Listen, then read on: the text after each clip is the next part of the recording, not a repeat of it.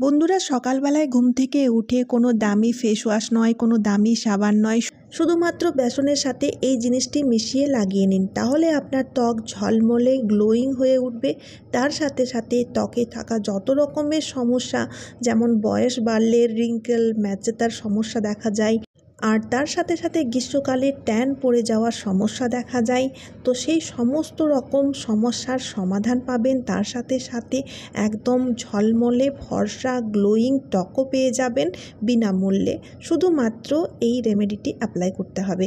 তো বন্ধুরা, এই রেমেডিটি তৈরি করার জন্য আমাদের প্রথমে নিয়ে নিতে হবে কাঁচা আলু।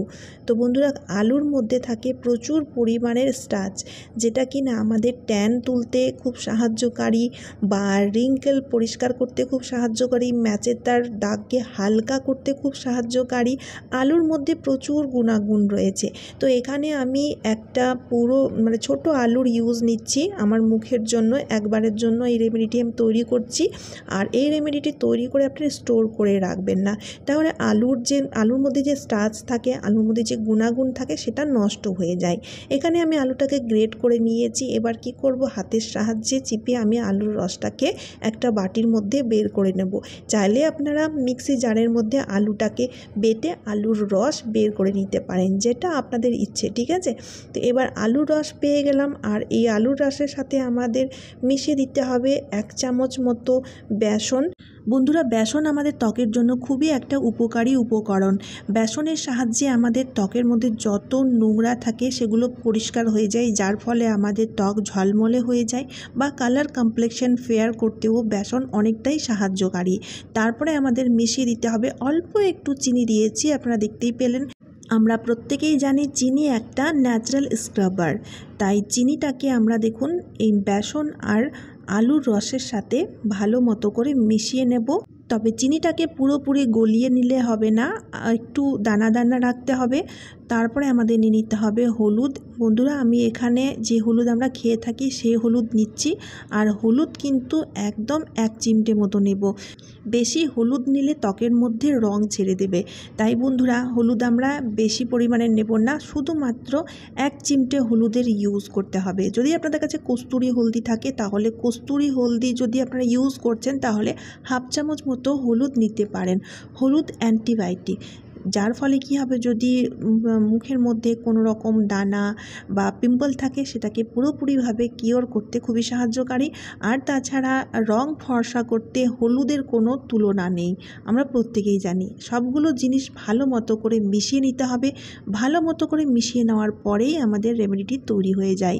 এবার আমরা এই রেমেডিটিকে মুখে অ্যাপ্লাই করব, কিন্তু মুখে অ্যাপ্লাই করার আগে মুখটাকে ভালো মতো পরিষ্কার করতে হবে।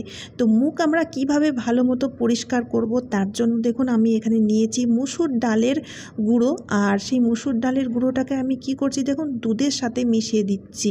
যদি কাঁচা দুধ থাকে তাহলে বন্ধুরা কোনো কথাই হবে না, আর যদি কাঁচা দুধ না থাকে তাহলে ফ্রিজের ঠান্ডা দুধের ইউজ করবেন। যেহেতু এখন প্রচুর গরম, তাই ঠান্ডা দুধ ইউজ করলে খুব ভালো রিল্যাক্সেশন পাওয়া যায়। এবার দেখুন এই মিশ্রণটাকে নিয়ে আমি একটু হালকা আলতো হাতে একটু মাসাজ করব, যার ফলে কি হবে, মুখটা ভালো মতো পরিষ্কার তো হবেই হবে, তার সাথে সাথে খুব সুন্দর একটা স্ক্রাবিংও হবে।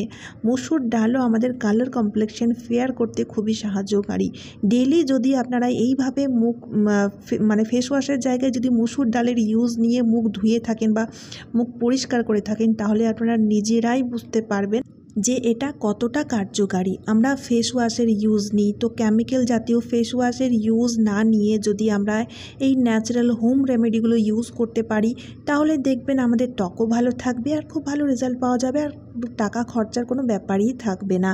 তো দেখুন আমি মুখটাকে ভালো মতো করে রুমালের সাহায্যে মুছে নিলাম। তো যে কোনো ভিজে কাপড়ের সাহায্যে মুছে নেবেন, বা ধুয়ে নিলেও কোনো অসুবিধা হবে না। তারপরে কি করতে হবে, এই মিশ্রণটিকে মুখের মধ্যে ভালো মতো করে অ্যাপ্লাই করে নেব। যেভাবে আমরা মাস্ক লাগাই, সেভাবে আমরা এই মিশ্রণটিকে আমরা মুখের মধ্যে লাগিয়ে নেব। মুখের মধ্যে লাগানোর পরে আমাদের কিন্তু মাসাজ ক্রিয়েট করতে হবে। বন্ধুরা, মাসাজ ক্রিয়েট না করলে কখনোই মুখের মধ্যে ভালো গ্লো পাওয়া যাবে না।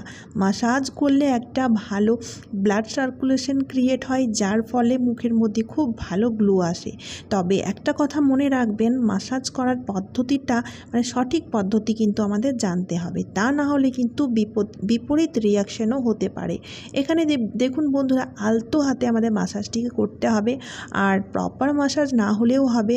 এইভাবে যে মাসাজটি আমি ক্রিয়েট করে দেখাচ্ছি সেভাবে করলেও কিন্তু আপনারা দারুণ রেজাল্ট পাবেন। আমি এখানে দেখুন 3টে আঙ্গুলের সাহায্যে আলতো হাতে গাল, মুখ বা নাক, কপাল সব কিছুই কিন্তু আমি এইভাবে আলতো হাতে একটু রাব করে নিচ্ছি।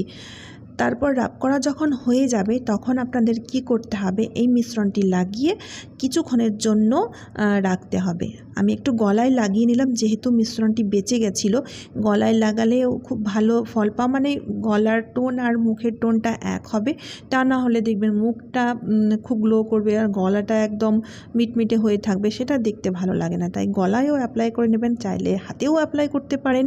কিছুক্ষণ রাখার পরে যখন মুখটা ড্রাই হয়ে যাবে তখন দেখবেন একটু টান টান মনে হবে, তখন আপনাদের বুঝতে হবে এই রেমেডিটি আমাদের পরিষ্কার করতে হবে। তো আপনার মুখটাকে না জল দিয়ে, ঠান্ডা জল দিয়ে ভালো করে ধুয়ে নেবেন। আমি এখানে আপনাদের ভিজে রুমাল দিয়ে মুছে দেখাচ্ছি। তো জল দিয়ে ভালো করে মুখটা যখন ধুয়ে পরিষ্কার করবেন তখন আপনারা নিজেরাই দেখতে পারবেন মুখের মধ্যে কতটা গ্লো পাবেন। আর তার সাথে সাথে বন্ধুরা, বয়স বাড়ার সাথে সাথে যে ম্যাচেটা বা রিঙ্কেলের মতো সমস্যা হয়ে থাকে, 5 লাইন হাবিজাবির নানা রকম সমস্যা হয়ে থাকে, অনেকের ফ্রেকেলস এসে থাকে বা ট্যান এসে থাকে, তো সেক্ষেত্রে সেই সব সমস্যাগুলো পুরোপুরিভাবে দূর হয়ে যাবে। তবে একটা কথা বলে রাখি, যেহেতু ন্যাচারাল রেমেডি, ন্যাচারাল জিনিস দিয়ে তৈরি, তাই এর মধ্যে কোনো কেমিক্যাল নেই, তাই রেজাল্ট পেতে একটু টাইম তো লাগবেই। তাই একটু টাইম নিয়ে করলে কিন্তু পার্মানেন্ট রেজাল্ট পাওয়া যায়, আর সেটা খুব ভালো রেজাল্ট হয়। কেমিক্যাল জাতীয় জিনিস না ইউজ করাটাই ভালো। হয়তো কেমিক্যাল জাতীয় ইউজ করলে তখন আমরা সঙ্গে সঙ্গে রেজাল্ট ভালো পাই, কিন্তু পরবর্তীকালে আমাদের স্কিন অনেক ড্যামেজ হয়ে যায়। তো দেখতেই পাচ্ছেন বন্ধুরা মুখের মধ্যে কত জেল্লা, আর আমার মুখে কিন্তু কোনো রকম মেচেতা বা রিঙ্কেলের সমস্যা নাই, সেটা আপনারা পরিষ্কার দেখতেই পাচ্ছেন। কারণ আমি এরকম হোম রেমেডিগুলো ইউজ করে থাকি, আর যা যা ইউজ করি আপনাদের সাথে আমি শেয়ারও করে থাকি। তাই অবশ্যই ট্রাই করে দেখবেন, আর সপ্তাহে 2 থেকে 3 বার এই রেমেডিটি আপনাদের অ্যাপ্লাই করতে হবে। ভালো লাগলে ভিডিওটি শেয়ার করতে ভুলবেন না।